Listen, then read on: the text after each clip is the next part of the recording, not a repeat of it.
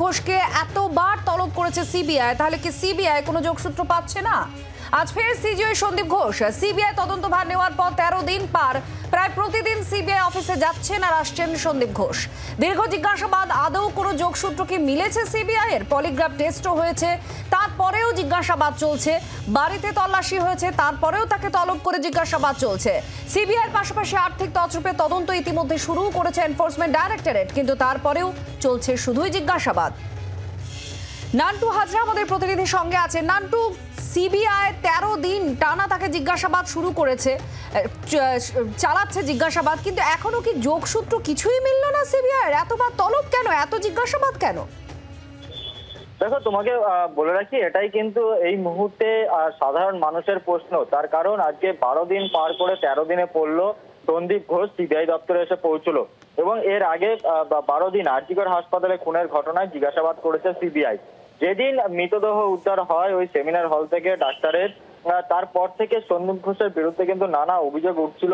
এমনকি social media থেকেও শুরু করে যে ডাক্তারি মহল রয়েছে, সে ডাক্তারি মহল তারা এবং সাধারণ মানুষ তারা কিন্তু এই সন্দীপ ঘোষের বিরুদ্ধে কিন্তু সোচ্চার হয়েছে। এবং যেটা আমরা জানতে পারছি যে এক প্রকার সন্দীপ ঘোষের নানা কীর্তিকলাপ উল্লেখ করে এই যে ডাক্তারি মহল তারা কিন্তু বারবার বলেছে যে সন্দীপ ঘোষের মতো ব্যক্তি আরজি করে নানা বেআইনি কাজের সাথে যুক্ত ছিলেন।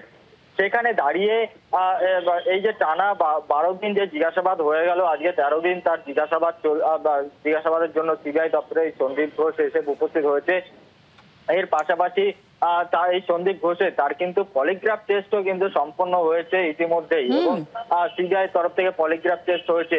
সেখানে দাঁড়িয়ে যে প্রশ্ন বারবার করে উঠছে যে 12 দিন পার তার জিজ্ঞাসাবাদ, কখনো 12 ঘন্টা, কখনো 13 ঘন্টা, সকাল 10:30টার মধ্যে সিবিআই দপ্তরে এসে পৌঁছচ্ছে, রাত 10টা, 10:30, 11টার সময় বেরোচ্ছে। সেখানে দাঁড়িয়ে সিবিআই সূত্রে যেটা খবর যে এখনো পর্যন্ত সন্দীপ ঘোষের বিরুদ্ধে এই ডাক্তারি পড়ুয়া খুনের ঘটনায় কংক্রিট কোনো এভিডেন্স এখনো পর্যন্ত তারা পায়নি, এমনটাই সূত্র মারফত খবর। এবং সেটার বিষয়ে কিন্তু বারবার তাকে তলব করা হচ্ছে।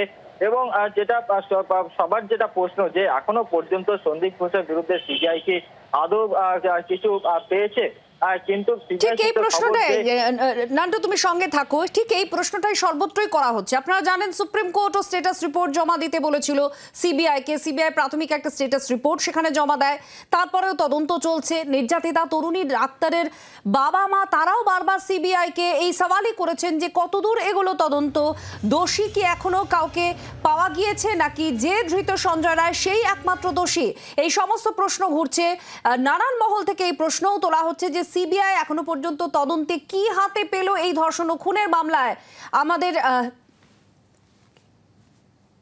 অরূপ চক্রবর্তী এই মুহূর্তে তৃণমূল কংগ্রেস নেতা আমাদের সঙ্গে রয়েছেন, তার সঙ্গেও আমরা কথা বলবো। অরূপ দা, এই নিয়ে 13 দিন সন্দীপ ঘোষ সিবিআই অফিসে গেলেন, টানা দীর্ঘ জিজ্ঞাসাবাদ চলছে, আমরা সেটাও দেখেছি, পলিগ্রাফ টেস্টও হয়েছে, কিন্তু প্রশ্ন তো উঠছেই যে সিবিআই আদৌ এই ধর্ষণ আর খুনের মামলায় কিছু কি পেয়েছে? সন্দীপ ঘোষের সঙ্গে এই মামলার কোনো যোগসূত্র কি সিবিআই পেয়েছে? এত দীর্ঘ জিজ্ঞাসাবাদ কেন? আপনাদের কি প্রতিক্রিয়া?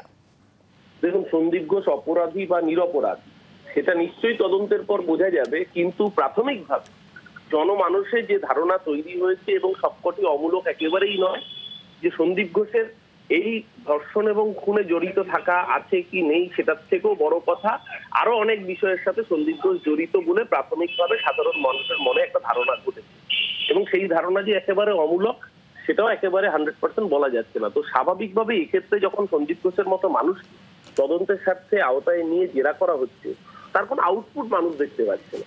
আজকে 15 দিন অতিক্রান্ত হয়ে 16-17 দিন হতে চললো সিবিআই দপ্তরে সন্দীপ ঘোষ যাচ্ছেন, বাড়ি যাচ্ছেন, এমনকি ছুটির দিনও দেখা যাচ্ছে ওয়ার্ক ফ্রম হোম করছে, সিবিআই তার বাড়িতে চলে যাচ্ছে। কিন্তু সাধারণ মানুষ যে তাকিয়ে রয়েছে যে তদন্তের দীর্ঘসূত্রিতা যাতে না হয়, সন্দীপ ঘোষ যদি 1% ক্ষেত্রে অপরাধী হয়ে থাকেন এই বিভিন্ন অপরাধের ক্ষেত্রে, সন্দীপ ঘোষের একটাই জায়গা হোক, সেটা হচ্ছে জেলের পেছনে অথবা ফাঁসি কাট। আমরা প্রত্যেকে চাই যদি অপরাধী হয়ে থাকে তাহলে দৃষ্টান্তমূলক শাস্তি হোক, কিন্তু what CBI is exactly doing.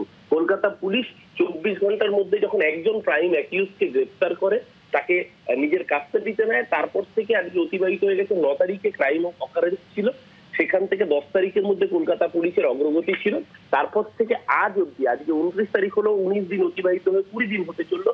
CBI এর তদন্ত তার মধ্যে 16 দিন হয়ে গিয়েছে। সিবিআই এর তদন্তে অগ্রগতি এই অব্দি নিষ্ফল দিল। আমার তো মনে হয় যে যদি সত্যি সত্যি জাস্টিস পেতে হয় তাহলে সিবিআই কে এমন কিছু করে দেখাতে হবে যেটা স্বাভাবিকভাবে মানুষের যে ক্ষোভ রয়েছে জনমানুষের সেই ক্ষোভকে প্রশমিত করতে পারে, নির্যাতিতার পরিবার যাতে প্রকৃত ন্যায় বিচার পেতে পারে। সিবিআই এর আচরণে বা তদন্তে এখনো পর্যন্ত সেই দিকে কোনো সম্ভাবনা সাধারণ মানুষ হিসেবে দেখতে পাওয়া যাচ্ছে না। বাংলার আওয়াজ, বাঙালির আবেগ, জি 24 ঘন্টা।